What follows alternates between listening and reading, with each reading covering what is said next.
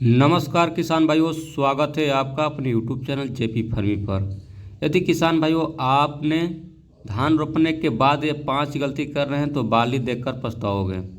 जान लो अभी, वरना नुकसान तो पक्का होना तय है। देखो, बहुत से किसान क्या करते हैं, खेत में धान का पौधा तो सही से रोप देते हैं, लेकिन क्या धान के पौधे में बलियां भर कर आती है? इसके साथ साथ बलियां में दाना भरता है? नहीं भरता है ना। तो किसान भाइयों समझ लो, कहीं ना कहीं आपसे गलती हो रही है, और वो गलती होती है आपके धान की रोपाई के बाद के कामों में।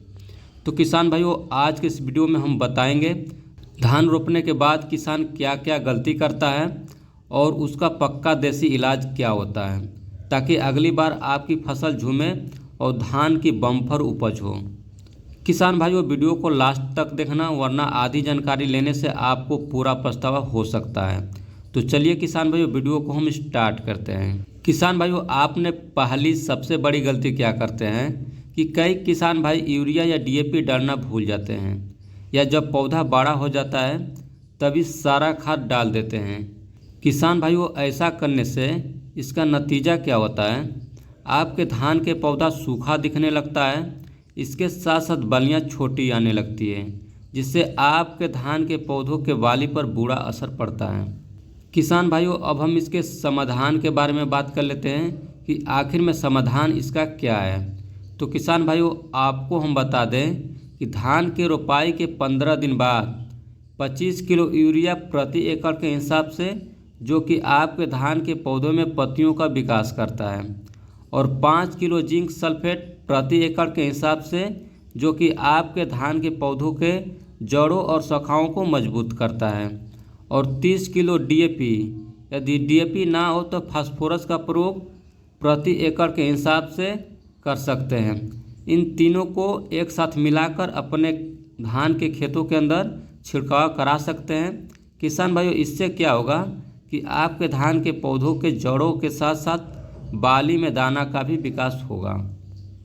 किसान भाइयों एक काम और करना, जब देखना कि आपके धान के पौधों में बालियां निकलने वाली है तो बालियां निकलने के 10 दिन पहले फिर से 25 किलो यूरिया और 20 किलो पोटास प्रति एकड़ के हिसाब से छिड़काव करा देना।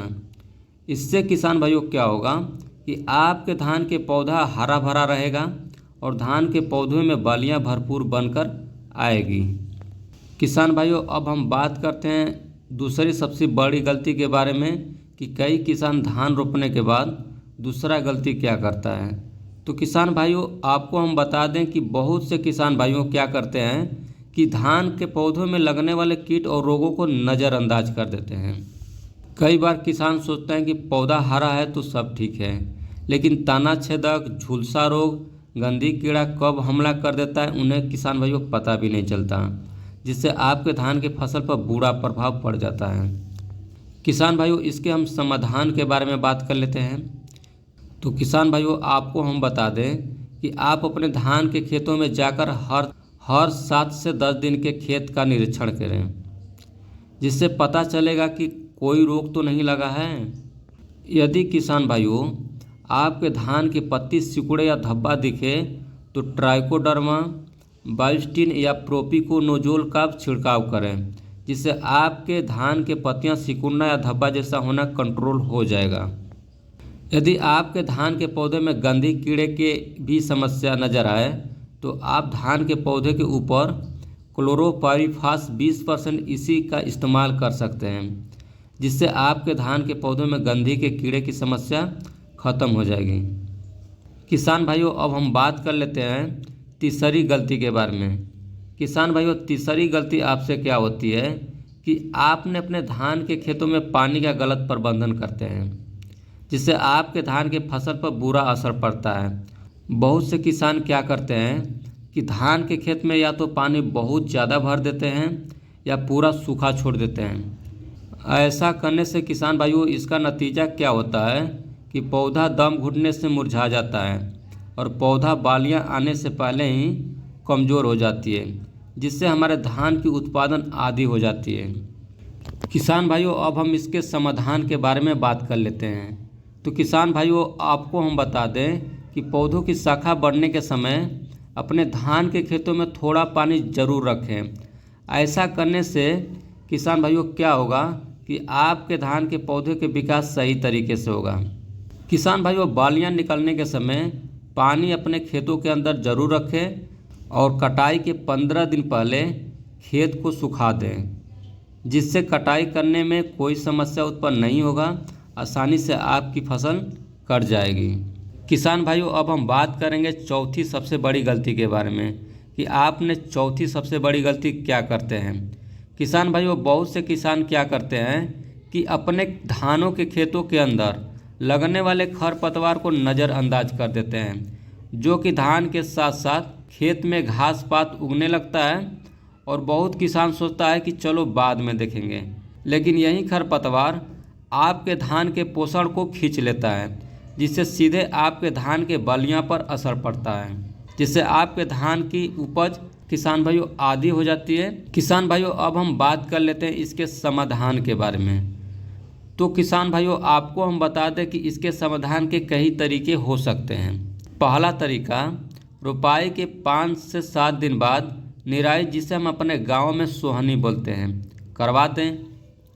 दूसरा तरीका की बात करें तो मार्केट में कई प्रकार के हर्बिसाइड जैसे नॉमिनी गोल्ड इत्यादि का इस्तेमाल करवा दें।